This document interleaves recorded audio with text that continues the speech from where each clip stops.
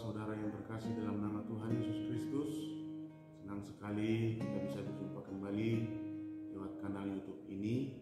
Hanya Ibu Bapak saudara yang terkasih selalu dalam penyertaan Tuhan untuk mengawali segala aktivitas kita.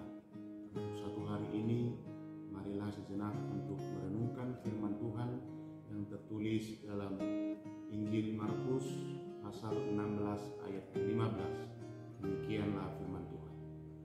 Lalu ia berkata kepada mereka, "Pergilah ke seluruh dunia, beritakanlah Injil kepada segala makhluk." Demikian pembacaan firman Tuhan. Ibu Bapak saudara yang terkasih dalam nama Tuhan Yesus Kristus, setelah Tuhan Yesus melakukan misinya di dunia ini dan tiba waktunya Yesus akan kembali ke surga, tapi sebelum Yesus kembali ke surga, ada amanat agung yang Tuhan pesankan atau yang Tuhan Yesus berikan kepada murid-muridnya dan kepada seluruh pengikut Kristus di sepanjang masa untuk memberitakan Injil kepada segala makhluk. Mari kita garis bawahi, mari kita fokuskan dengan kata pergi. Perintah pergi tidak hanya dipahami sebagai perintah untuk berangkat ataupun berjalan untuk memberitakan Injil ke dunia, tapi kita juga harus memahami bahwa Injil tidak hanya diberitakan saja, tapi harus setiap pembawa, setiap pemberita Injil itu harus benar-benar hidup menurut Injil Yesus sendiri. Injil harus dihidupi setiap orang yang percaya kepada Yesus Kristus, tidak hanya sekedar pewarta Injil, tapi harus berjalan memperlihatkan seluruh kehidupannya benar-benar yang dipenuhi dengan firman itu sendiri.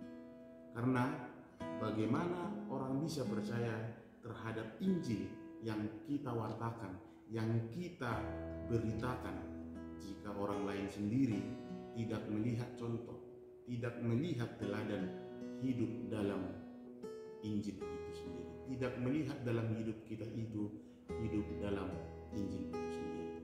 Seperti sikap Yesus, seperti teladan Yesus yang sudah dicontohkan, yang sudah diberikan Yesus kepada kita, sehingga perintah Yesus untuk pergi memberitakan Injil tidak hanya sebatas pada bentuk pewartaan saja, namun hanya melihat diri kita saja. Namun ketika orang lain melihat hidup diri kita sendiri, orang lain sudah mendapatkan berita tentang Injil Kristus. Karena apa? Karena tidak semua orang terpanggil menjadi pendeta, tidak semua orang terpanggil menjadi guru huria, bibil, prodiakonus, diakones, bahkan sintur. Oleh karena itu, ketika orang lain melihat kehidupan kita, orang lain sudah melihat hidup kita sudah hidup dipenuhi dengan Injil itu sendiri. Ibu Bapak saudara yang terkasih dalam Yesus Kristus. Nah, kepada siapa Injil itu diberitakan? Yang pasti kepada segala makhluk. Artinya apa? Kepada semua yang Tuhan ciptakan. Jika kita sudah hidup dalam Injil Kristus itu sendiri, maka Injil itu harus berkuasa dalam diri kita. Bukan sebaliknya. Bukan kita yang menguasai firman itu, tapi firman itu, tapi Injil itu yang harus menguasai kehidupan kita. Maka seperti yang tertulis dalam 2 Timotius 4 ayat 2, beritakanlah firman, siap sedialah baik atau tidak waktunya. Harus siap sedia.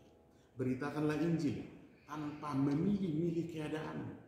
Apapun yang terjadi, apapun yang kamu alami, apapun yang sedang terjadi dalam kehidupan kita, kita harus tetap memberitakan Injil itu sendiri. Tetaplah orang-orang yang dikuasai oleh Injil Kristus itu sendiri, tetaplah memberitakan Injil Yesus. Selamat berakhir pekan, Tuhan Yesus memberkati. Amin. Kita berdoa. Syukur bagimu Allah, terima kasih untuk kesempatan kami dalam merenungkan firman.